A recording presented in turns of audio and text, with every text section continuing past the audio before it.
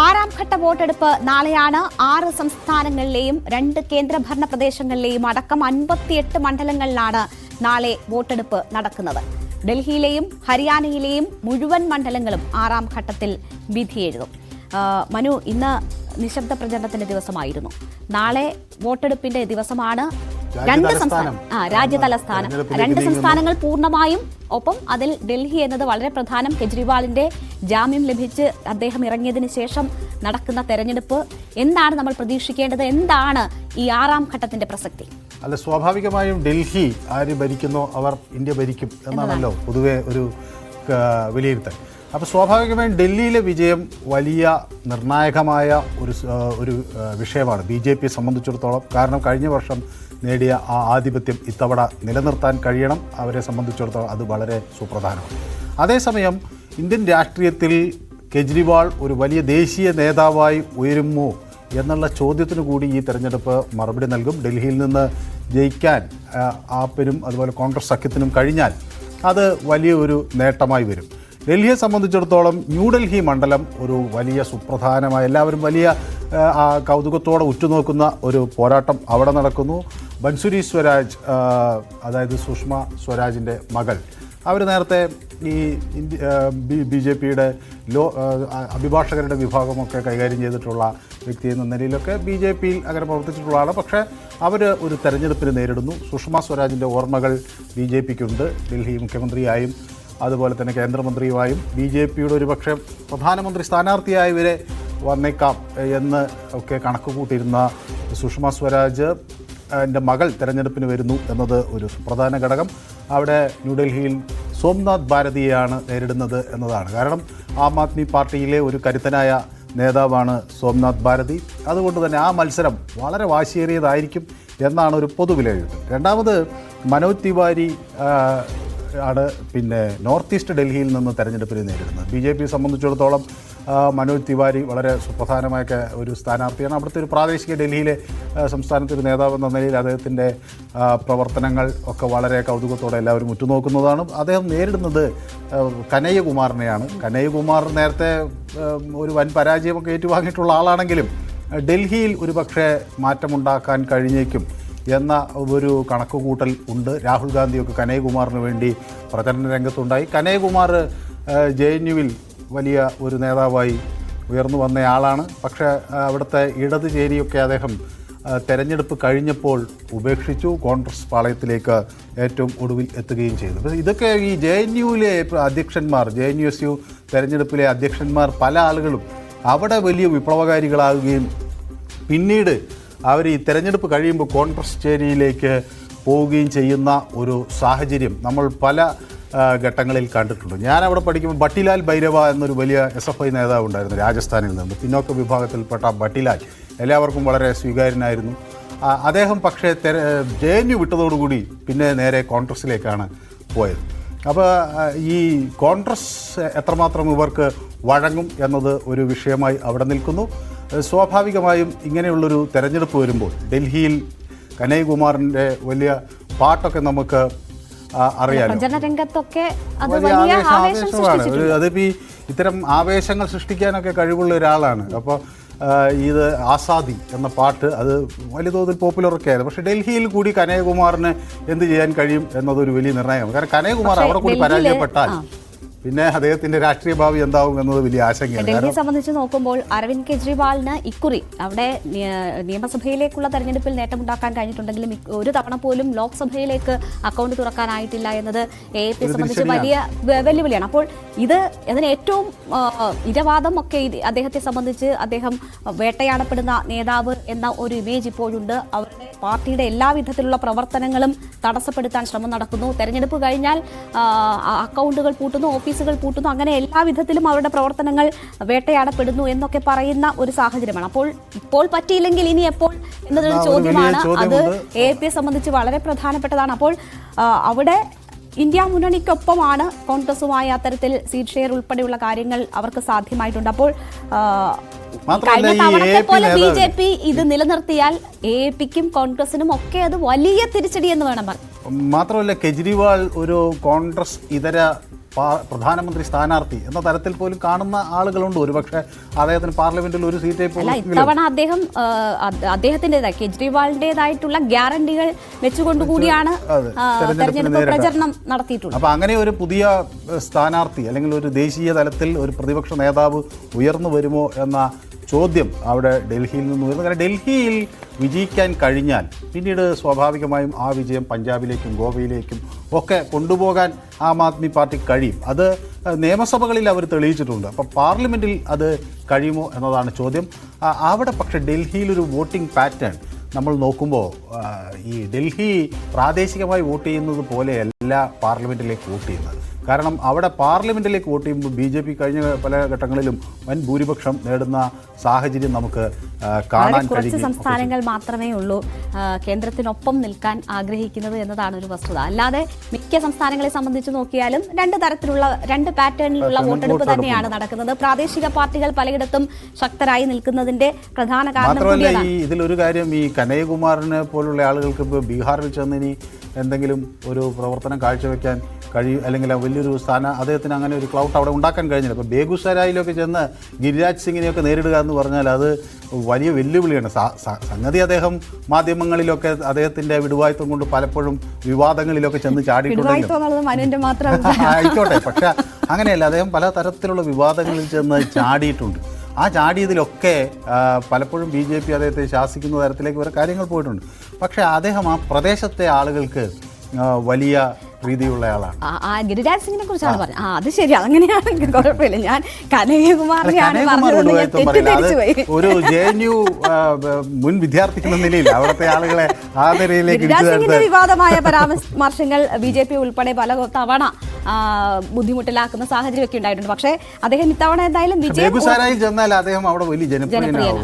വലിയ ഭൂരിപക്ഷം, അതായത് കനയ്യകുമാറിന് ലഭിക്കുന്ന വോട്ടിനേക്കാൾ ഒരുപക്ഷെ ഭൂരിപക്ഷം ഗിരിരാജ് സിംഗ്. അപ്പോൾ ആ നിലയ്ക്കൊക്കെ അദ്ദേഹം അവിടെ കരുത്തനാണ്. എന്തായാലും ഡൽഹി കഴിഞ്ഞാൽ ഹരിയാനയാണ് പൂർണ്ണമായും ഈ 6ാം ഘട്ടത്തിൽ വോട്ട് രേഖപ്പെടുത്തുന്നത്. അവിടെയും BJP കഴിഞ്ഞ തവണത്തേതിന്റെ ആവർത്തനം പ്രതീക്ഷിക്കുന്നുണ്ട്. പക്ഷേ ഇന്ത്യ മുന്നണി ഒരു സാധ്യത അവിടെയും വെച്ചു പുലർത്തുന്നുണ്ട്. ഹരിയാനയിൽ BJPക്ക് വലിയ അടിത്തറയുണ്ട്. പക്ഷേ ചില ഉൾപാർട്ടി പ്രശ്നങ്ങളൊക്കെ ഉണ്ടായിരുന്നു. നേരത്തെ ഈ മനോഹർലാൽ ഖട്ടാർ വളരെ ആകസ്മികമായാണ് അദ്ദേഹം ഹരിയാനയുടെ ആദ്യം മുഖ്യമന്ത്രിയാകുന്നത്. ഒരു മുഴുവൻ ഭരണവിരുദ്ധ വികാരം ഒഴിവാക്കാൻ വേണ്ടിയിട്ടാണ് ഖട്ടാറിനെ മാറ്റിയത് എന്നൊക്കെ പരീക്ഷണം BJP നടത്തിയത്. അത് പക്ഷെ ഖട്ടാറിന് ഒരു ഗുണം എന്താണെന്ന് വെച്ചാൽ ഇദ്ദേഹം മുഴുവൻ സമയ പ്രവർത്തകരായിരുന്നു. ഈ മുഴുവൻ സമയ പ്രവർത്തകരെ സംബന്ധിക്കുമ്പോൾ എന്തൊക്കെ തന്നെ അഴിമതികൾ ആരോപണങ്ങളോ എന്തൊക്കെ വന്നാലും അവരുടെ വീടും കാര്യങ്ങളൊക്കെ ഉപേക്ഷിച്ച് അവിവാഹിതരായി പിന്നെ RSSന് വേണ്ടി ഇറങ്ങിത്തിരിക്കുന്നു എന്നത് അവർക്ക് പ്രവർത്തകരുടെ ഇടയിൽ എപ്പോഴും ഒരു മതിപ്പിന് അടിവരയിടുന്ന ഒരു സാഹചര്യമാണ്. ഇപ്പോൾ പ്രധാനമന്ത്രിക്ക് പോലും അതാണ്. കാരണം ഒരു കുടുംബമില്ലാത്തയാൾ പിന്നെ മോഷ്ടിക്കേണ്ട കാര്യമില്ല എന്നൊക്കെയുള്ള ചിന്തകളും ആ തരത്തിലുള്ള കണക്കുകൂട്ടലുകളും പ്രവർത്തകർക്കിടയിൽ ഉണ്ട്. ഒരുപക്ഷെ പ്രതിപക്ഷം അത് അങ്ങനെ അംഗീകരിക്കില്ല. ഏതായാലും ഇത്തവണ കർണാലിൽ നിന്നാണ് മനോഹർലാൽ ഖട്ടാർ നേരിടുന്നത്. കർണാലിൽ ഖട്ടറിന് രണ്ട് തരത്തിലുള്ള കാരണം സംസ്ഥാനത്തെ തുടർച്ചയായ BJP ഭരണം അതിന്റെ വിരുദ്ധമായിട്ടുള്ള വികാരം നേരിടണം. അതോടൊപ്പം തന്നെ കേന്ദ്ര സർക്കാരിനെതിരായ വികാരമുണ്ടെങ്കിൽ അതും നേരിടേണ്ടുന്ന സാഹചര്യമാണ് കർണാലിനെ സംബന്ധിച്ചുള്ളത്. വലിയ സ്വാധീനമുള്ളൊരു മണ്ഡലമാണ്. അവിടെ അങ്ങനെ എളുപ്പത്തിൽ ഒരു കോൺഗ്രസ് സ്ഥാനാർത്ഥിക്ക് ജയിക്കാൻ കഴിയുമോ എന്നത് സംശയമാണ്. ഏതായാലും നമുക്കത് അങ്ങനെ ഉറപ്പിച്ച് പറയാൻ കഴിയില്ല. കാരണം തെരഞ്ഞെടുപ്പിൽ ഒന്നും പ്രെഡിക്റ്റ് ചെയ്യാൻ നമുക്ക് കഴിയില്ല. എന്ത് സംഭവിക്കുമെന്നത് ചിലപ്പോൾ ഇന്ദിരാഗാന്ധി വരെ തോറ്റ സാഹചര്യമുണ്ട്. ഇന്ദിരാഗാന്ധി തോറ്റപ്പോൾ കേരളത്തിൽ കോൺഗ്രസ് ജയിച്ച സാഹചര്യമുണ്ട്. ഇപ്പോൾ അന്ന് പിന്നെ പല സ്ഥാനാർത്ഥികളും മറ്റു പലയിടങ്ങളിൽ ജയിച്ചു. അങ്ങനെ ഈ സഗ്മയൊക്കെ അന്ന് ജയിച്ചത് ഒരു ട്യൂണ മണ്ഡലത്തിൽ അദ്ദേഹത്തിൻ്റെ വിജയം ഒക്കെ അന്ന് വലിയ ചർച്ചയായിരുന്നു. അപ്പോൾ ആര് ജയിക്കും ആര് തോൽക്കും എന്നതൊക്കെ അന്തിമമായി തീരുമാനിക്കേണ്ട ജനങ്ങളാണ്. ഏതായാലും അവിടെ ഒരു വലിയ അടിത്തറയുണ്ട്. ഒപ്പം ഈ കുരുക്ഷേത്ര, ഗുർഗാവ്, റോഹത്ത് തുടങ്ങിയ പ്രദേശങ്ങൾ, അംബാലയിലൊക്കെ വലിയ കർഷകരുടെ ഒരു വലിയ വോട്ടർ നിരയുണ്ട്. അതുകൊണ്ട് അതൊക്കെ ഏത് തരത്തിൽ ഇത്തവണ BJPക്കൊപ്പം നിൽക്കുമോ അല്ലെങ്കിൽ അവരുടെ ആ പ്രതികരണങ്ങൾ ഏത് തരത്തിൽ വരും എന്നതൊക്കെ വലിയ ഒരു സംശയമായി നിൽക്കുകയാണ്. 58 മണ്ഡലങ്ങളാണ് വിധി എഴുതാൻ പോകുന്നത്. അമിത്ഷാ പറയുന്നത് അനുസരിച്ച് ഭൂരിപക്ഷവും കടന്നുള്ള 300 കടന്നുള്ള സീറ്റ് ഇതിനോടകം BJP നേടിയിട്ടുണ്ട് എന്ന കാര്യമാണ് അമിത്ഷാ അവകാശപ്പെടുന്നത്. എന്തായാലും 58 സീറ്റുകൾ നടക്കുന്നു. ആധിപത്യം ഇതിൽ ആരുറപ്പിക്കുന്നു എന്നത് വളരെ പ്രധാനപ്പെട്ടതാണ്. അതെ, ഇതിൽ പിന്നൊരു പ്രധാന കാര്യം, ഇത് ഒരു മണ്ഡലത്തിൽ 57 ഇലക്ഷൻ കമ്മീഷൻ തീരുമാനിച്ചെങ്കിലും ഇപ്പോൾ ഈ അനന്ത്നാഗ് രജൗറിയിലെ തെരഞ്ഞെടുപ്പ് നീട്ടിവെക്കേണ്ടി വന്ന ഒരു സാഹചര്യമുണ്ട്. അവിടെ മെഹബൂബ മുഫ്തി സ്വാഭാവികമായും ജയിക്കുമെന്നാണ് ഒരു പ്രതീക്ഷ. അപ്പോൾ ജമ്മു കാശ്മീരിൽ നമ്മൾ പ്രധാനമായി ഉറ്റുനോക്കുന്നത് അവിടെ വോട്ടിംഗ് പെർസെൻറ്റേജ് കൂടുമോ എന്നതാണ്. കാരണം ഇപ്പോൾ ജമ്മുവിൽ ആളുകൾ ഈ 370 എടുത്തു കളഞ്ഞതിന് ശേഷം കൂടുതൽ ജനാധിപത്യ പ്രക്രിയയിലേക്ക് വരുന്നു എന്ന ഒരു പ്രതീതി അവിടെയുണ്ട്. അപ്പോൾ വോട്ടിംഗ് ശതമാനം എങ്ങനെ വർദ്ധിക്കും എന്നത് അവിടുത്തെ ഒരു വലിയ വിഷയമായിട്ട് അതാണൊരു സുപ്രധാന വിഷയം BJP സംബന്ധിച്ചിടത്തോളം. ഒരുപക്ഷെ അവിടെ സ്ഥാനാർത്ഥികളില്ലെങ്കിലും അവിടെ വോട്ട് കൂടി എന്നത് അവർക്ക് അഭിമാനിക്കാവുന്ന ഒരു കാര്യമാണ്. മാത്രമല്ല ഇപ്പോൾ ഈ അധിനിവേശ കശ്മീർ BJP വലിയ രാഷ്ട്രീയ വിഷയമായി പല ഘട്ടങ്ങളിലും ഈ തെരഞ്ഞെടുപ്പ് വേളകളിൽ ഉയർത്തിക്കൊണ്ടുവന്നു. അപ്പോൾ രാജ്നാഥ് സിംഗ് ഒക്കെ പറഞ്ഞത് അവിടെ ജനങ്ങളുടെ ഒരു പ്രതിഷേധം ഈ അധിനിവേശ കശ്മീരിലുണ്ട്, ഇന്ത്യക്കൊപ്പം ചേരണം എന്ന ആവശ്യം അവിടുത്തെ ആളുകൾ ഉന്നയിക്കുന്നു. സ്വാഭാവികമായും വൈകാതെ അധിനിവേശ കശ്മീർ ഇന്ത്യയുടെ അല്ലെങ്കിൽ ഇന്ത്യയുടെ ഭാഗം തന്നെയാണ് എങ്കിലും ആ ഒരു നിയന്ത്രണം നമുക്ക് അവിടെ കിട്ടാനുള്ള ഒരു സാഹചര്യം വളരെ പെട്ടെന്ന് വൈകാതെ ഉണ്ടാകും എന്നൊരു പ്രതീക്ഷ കൂടി ഈ തെരഞ്ഞെടുപ്പിൽ വെക്കുകയാണ്. അപ്പോൾ അതൊക്കെ ഈ തെരഞ്ഞെടുപ്പിൽ എങ്ങനെ വരുന്നു എന്നതും ഒരു കാര്യം. ഒഡീഷയിൽ പുരി, ഭുവനേശ്വർ, സാമ്പൽപൂർ, റാഞ്ചി, ജാംഷഡ്പൂർ ഇത്രയും മണ്ഡലങ്ങൾ കൂടി 6ാം ഘട്ടത്തിൽ വിധി എഴുതുന്നുണ്ട്. അതെ, ഒഡീഷയിൽ BJP സംബന്ധിച്ചിടത്തോളം അവരുടെ സുപ്രധാന സ്ഥാനാർത്ഥിയാണ് ധർമ്മേന്ദ്ര പ്രധാൻ. അദ്ദേഹം പെട്രോളിയം മന്ത്രിയായിരുന്നു, മറ്റു പല വകുപ്പുകളും അദ്ദേഹം കൈകാര്യം ചെയ്തിട്ടുണ്ട്.